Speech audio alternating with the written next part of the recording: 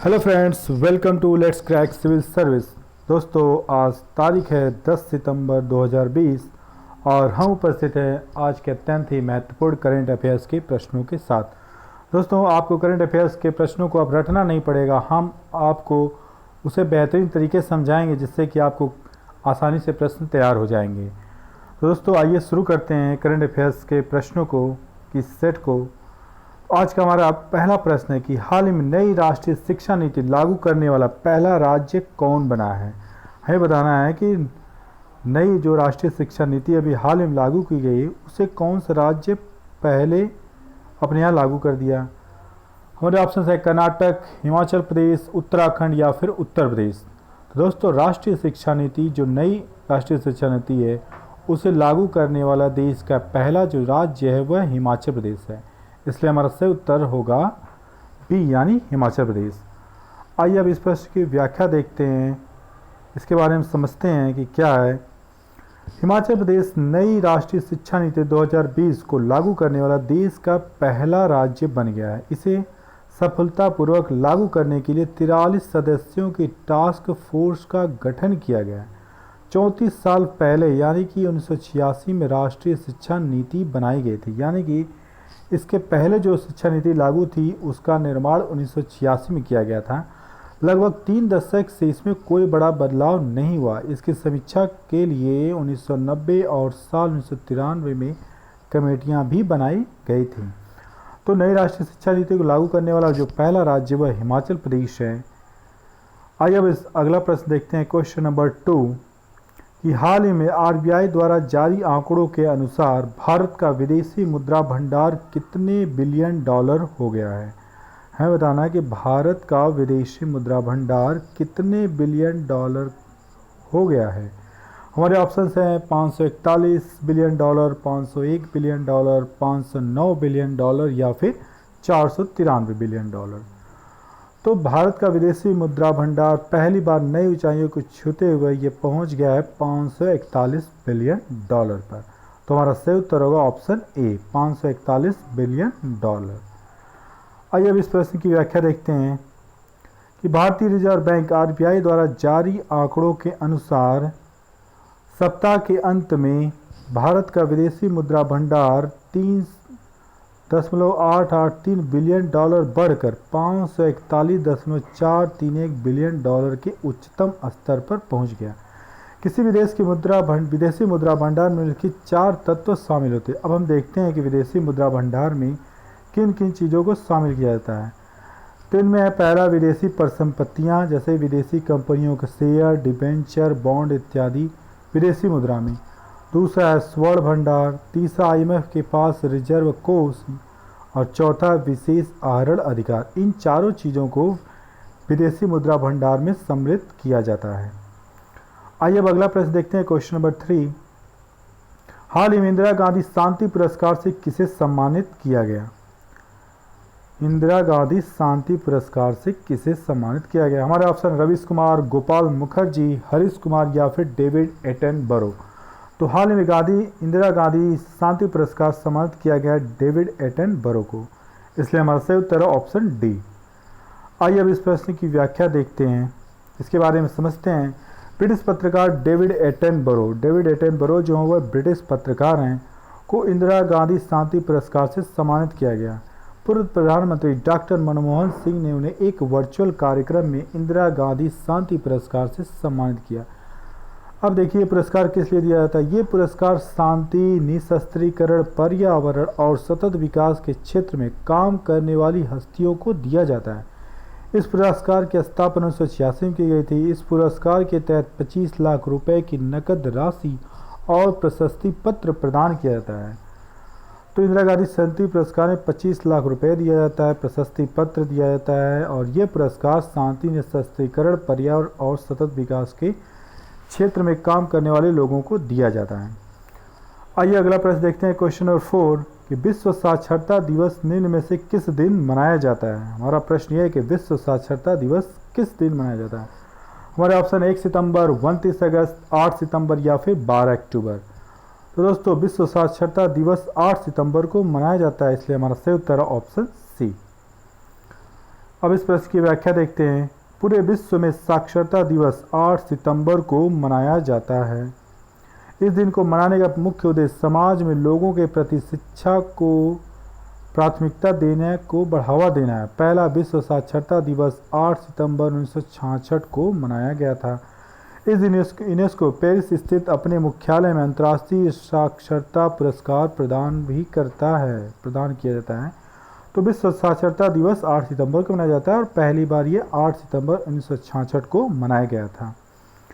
आइए अब अगला प्रश्न देखते हैं, क्वेश्चन नंबर 5 कि फिंच रेटिंग ने चालू वित्त वर्ष 2020-21 में, किस वित्त वर्ष 2020-21 में भारतीय अर्थव्यवस्था में कितने प्रतिशत की भारी गिरावट का अनुमान लगाया है? हमारे ऑप्शन है 10.5, 8.4, 12.5 या 15.5। तो फिंच रेटिंग ने जितने प्रतिशत का गिरावट का अनुमान लगाया भारतीय अर्थव्यवस्था में वह है 10.5, इसलिए हमारा सही उत्तर है ऑप्शन ए। आइए अब इस प्रश्न की व्याख्या देखते हैं। फिंच रेटिंग ने चालू वित्त वर्ष 2020-21 में भारतीय अर्थव्यवस्था में 10.5% की भारी गिरावट का अनुमान लगाया है। चालू वित्त वर्ष की पहली तिमाही यानी अप्रैल से जून में भारत का सकल घरेलू उत्पाद जीडीपी 23.9% की गिरावट आई है। आइए अब अगला प्रश्न देखते हैं, क्वेश्चन नंबर 6 कि हाल में डॉक्टर गोविंद स्वरूप का निधन हो गया, वह निम्न में से किस क्षेत्र से संबंधित थे? हमें बनाना है कि डॉक्टर गोविंद स्वरूप जिनका कि हाल ही में निधन हो गया वो किस क्षेत्र से संबंधित हैं? हमारे ऑप्शन है चिकित्सक, रेडियो खगोल विज्ञान, समाजशास्त्री या फिर अर्थशास्त्री। तो डॉक्टर गोविंद स्वरूप जो थे वो रेडियो खगोल विज्ञान से संबंधित थे, इसलिए हमारा सही उत्तर है ऑप्शन बी। आइए अब इस प्रश्न की व्याख्या देखते हैं। भारत के रेडियो खगोल विज्ञान के जनक डॉक्टर गोविंद स्वरूप का रेडियो खगोल विज्ञान के जनक थे ये महाराष्ट्र के पुणे में निधन हो गया। वे 91 वर्ष के थे। डॉक्टर गोविंद स्वरूप को रेडियो खगोल विज्ञान में फ्रंट लाइन अनुसंधान के लिए सरल, नवीन और शक्तिशाली अवलोकन सुविधाओं के निर्माण में उनकी उत्कृष्ट उपलब्धियों के लिए भी जाना जाता है। पुणे के पास नारायण गांव में विशाल मेटू वेव रेडियो टेलीस्कोप की स्थापना डॉक्टर स्वरूप के मार्गदर्शन में की गई थी। तो डॉक्टर गोविंद स्वरूप रेडियो खगोल विज्ञान से संबंधित हैं। आइए अब अगला प्रश्न देखते हैं, question number 7 Italian Grand Prix 2020 का विजेता निम्न में से कौन है? हमारे option Lewis Hamilton, Pierre George, Pierre Gasly या फिर निकोलस किन। तो इटालियन ग्रैंड प्रिक्स 2020 के जो विजेता है वह है पियरे गैसली, इसलिए हमारा सही उत्तर ऑप्शन सी। आइए अब इस प्रश्न की व्याख्या देखते हैं। पियरे गैसली स्कैडेरिया अल्फा टॉरी फ्रांस, मतलब कि पियरे गैसली फ्रांसीसी हैं, ने इटली में आयोजित फार्मूला 1 इटालियन ग्रैंड प्रिक्स 2020 जीत ली है। यह उनकी पहली ग्रैंड प्रिक्स जीत है। इस रेस में कार्लोस सैंज जूनियर मैकलॉरेन स्पेन के दूसरे स्थान पर हैं, जबकि loss stroke racing point Canada तीसरे स्थान पर रहे हैं। आइए अब अगला प्रश्न देखते हैं, क्वेश्चन नंबर 8 किस राज्य सरकार ने हाल ही में एक पुरानी योजना स्वयं योजना को फिर से लॉन्च किया? हमें बताना है कि किस सरकार ने अपनी एक पुरानी योजना स्वयं को फिर से लॉन्च कर दिया। हमारे ऑप्शन है असम, तमिलनाडु, कर्नाटक या फिर राजस्थान। तो स्वयं योजना के फिर से लागू करने वाला राज्य असम है, इसलिए हमारा सही उत्तर है ऑप्शन ए। आइए अब इस प्रश्न की व्याख्या देखते हैं। हाल ही में असम ने स्वयं योजना को फिर से लागू कर दिया है। इसका उद्देश्य राज्य के लगभग 2 लाख युवाओं को स्वरोजगार प्रदान करना है। इसे स्वामी विवेकानंद असम युवा सशक्तिकरण, स्वयं का मतलब हुआ स्वामी विवेकानंद असम यूथ एम्पावरमेंट योजना कहा जाता है। यह असम के युवाओं को विनिर्माण, व्यापार और सेवा क्षेत्र में आय सृजन की गतिविधियां करने के लिए वित्तीय सहायता प्रदान करने का एक प्रमुख कार्यक्रम है। आइए अब अगला प्रश्न देखते हैं, क्वेश्चन नंबर 9 कि निम्न में से किस राज्य में पर्यटन को बढ़ावा देने हेतु नदियों में क्रूज चलाने की शुरुआत की जाएगी? हमारे ऑप्शन हैं मध्य प्रदेश, तेलंगाना, उड़ीसा या फिर आंध्र प्रदेश। तो पर्यटन को बढ़ावा देने के लिए नदियों में क्रूज चलाने की योजना की शुरुआत जिस राज्य में की गई है वह है ओडिशा, यानी कि हमारा ऑप्शन सी सही है। आइए अब इस प्रश्न की व्याख्या देखते हैं। ओडिशा में पर्यटन को बढ़ावा देने के लिए ओडिशा सरकार ने राज्य पर्यटन विभाग को सार्वजनिक निजी भागीदारी के तहत चुनिंदा नदियों में क्रूज चलाने के निर्देश दिए हैं। पर्यटन सचिव वीके देव ने कहा कि महानदी, चिल्का झील और डंगमाला आरक्षित वन के जलमार्ग में क्रूज सर्किट का निर्माण किया जा सकता है। आइए अब अगला प्रश्न देखते हैं। क्वेश्चन नंबर 10 कि उत्तर प्रदेश सरकार ने किस एयरपोर्ट का नाम भगवान श्री राम के नाम पर करने की घोषणा की है। हमें बताना है कि किस एयरपोर्ट का नाम अब भगवान श्री राम के नाम पर करने का फैसला उत्तर प्रदेश सरकार ने लिया है। हमारे ऑप्शन है अयोध्या एयरपोर्ट, लखनऊ एयरपोर्ट, जेवर एयरपोर्ट या फिर झांसी एयरपोर्ट। तो यह फैसला लिया गया अयोध्या एयरपोर्ट के लिए, इसलिए हमारा सही उत्तर ऑप्शन ए। आइए अब इस प्रश्न की व्याख्या देखते हैं। अयोध्या एयरपोर्ट का नाम मर्यादा पुरुषोत्तम श्री राम के नाम पर किया जाएगा। इसके साथ ही एयरपोर्ट को अब अंतर्राष्ट्रीय स्तर का बनाया जाएगा। योगी सरकार ने एयरपोर्ट का नाम बदलने और दायरा बढ़ाने की कवायद शुरू कर दी है और इस एयरपोर्ट का निर्माण दिसंबर 2021 तक पूरा करने की योजना है। आइए अब अगला प्रश्न देखते हैं। क्वेश्चन नंबर 11 कि निम्न में से कौन सी टीम आईसीसी T20 रैंकिंग में पहले पायदान पर पहुंच गई। आईसीसी T20 रैंकिंग में कौन सा देश पहले रैंकिंग पर पहुंच गया है। हमारे ऑप्शन है पाकिस्तान, भारत, ऑस्ट्रेलिया या फिर इंग्लैंड। तो आईसीसी की T20 रैंकिंग में हाल ही में ऑस्ट्रेलिया ने पहले स्थान पर कब्जा किया, इसलिए हमारा सही उत्तर ऑप्शन सी। आईसीसी द्वारा जारी T20 रैंकिंग में ऑस्ट्रेलिया पहले पायदान पर है। 275 अंकों के साथ उसने पहले स्थान पर कब्जा जमाया। इंग्लैंड के पास 271 अंक हैं, वहीं तीसरे नंबर पर भारतीय टीम के 266 अंक हैं। हमारा अगला प्रश्न है क्वेश्चन नंबर 12 कि अंतर्राष्ट्रीय फुटबॉल में निम्न में से कौन सा खिलाड़ी 100 गोल करने वाला दुनिया का दूसरा खिलाड़ी बन गया। तो फुटबॉल में कौन दूसरा खिलाड़ी बना जिन्होंने 100 गोल करने का कीर्तिमान स्थापित किया। हमारे ऑप्शन है Sunil Chhetri, Cristiano Ronaldo, Lionel Messi या फिर लोथर मैथ्यूस। तो अंतर्राष्ट्रीय फुटबॉल में 100 गोल करने वाले दुनिया के दूसरे खिलाड़ी जो बने हैं वह हैं क्रिस्टियानो रोनाल्डो, इसलिए हमारा सही उत्तर ऑप्शन बी। अंतर्राष्ट्रीय फुटबॉल में 100 गोल का आंकड़ा छूने वाले रोनाल्डो महज दूसरे फुटबॉलर हैं या क्रिकेटर अगर दोस्तों फुटबॉलर होगा। उनसे पहले ईरान के अली देई ऐसा कर चुके हैं। रोनाल्डो ने अपना पहला अंतर्राष्ट्रीय गोल 2004 में किया था। यूरो कप के दौरान उन्होंने ग्रीस के खिलाफ वो गोल दागा था। तो पहले नंबर पर जो है वह ईरान के अली देई हैं, दूसरे नंबर पर क्रिस्टियानो रोनाल्डो।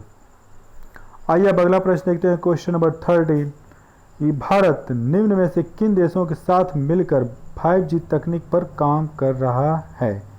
भारत किन देशों के साथ मिलकर 5G तकनीक पर काम कर रहा है। हमारे ऑप्शन जापान व चीन, इजराइल व अमेरिका, जर्मनी व ब्रिटेन और या फिर कोरिया व जापान। तो भारत इजराइल व अमेरिका के साथ मिलकर 5G टेक्नोलॉजी पर काम कर रहा है, इसलिए हमारा सही उत्तर ऑप्शन बी। और इस प्रश्न की व्याख्या देखते हैं। इजराइल और अमेरिका ने विकास वाले क्षेत्रों तथा अगली पीढ़ी की उभरती प्रौद्योगिकियों में भारत के साथ मिलकर आपसी सहयोग से काम करना शुरू कर दिया है। दूरसंचार के क्षेत्र में 5G सेवा अगली पीढ़ी की एक सेल्युलर तकनीक है जिसके माध्यम से तेज और अधिक विश्वसनीय संचार संभव है। तो हमारा सही उत्तर है इजराइल और अमेरिका। अब अगला प्रश्न देखते हैं। क्वेश्चन नंबर 14 आरबीआई के नए दिशा निर्देशों के मुताबिक प्राथमिकता प्राप्त क्षेत्रों में वित्त के लिए योग्य स्टार्टअप द्वारा प्राप्त अधिकतम राशि क्या होगी।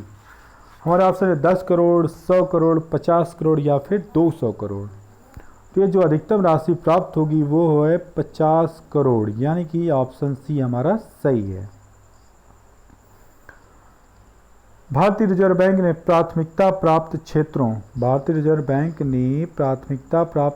वित्त के लिए योग्य स्टार्टअप द्वारा प्राप्त अधिकतम राशि को संशोधित कर 50 करोड़ रुपए कर दिया। नए दिशा निर्देश ऋण की कमी वाले क्षेत्रों में ऋण गति को बेहतर करने में सक्षम होंगे और छोटे और सीमांत किसानों और कमज़ोर वर्गों को उधार देने में वृद्धि करेंगे।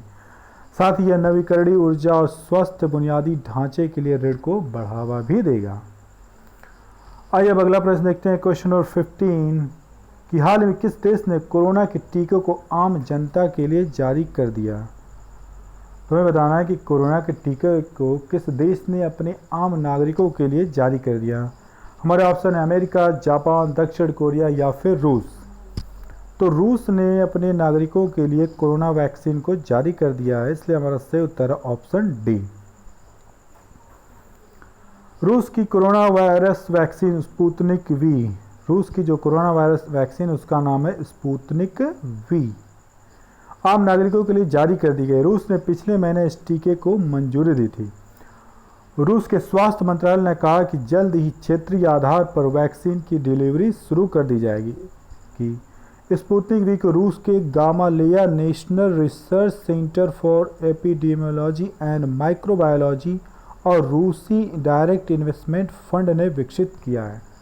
तो स्पुतनिक वी को विकसित करने में जो संस्था है वह है Gamaleya national research centre for epidemiology and microbiology और रूसी डायरेक्ट इन्वेस्टमेंट फंड।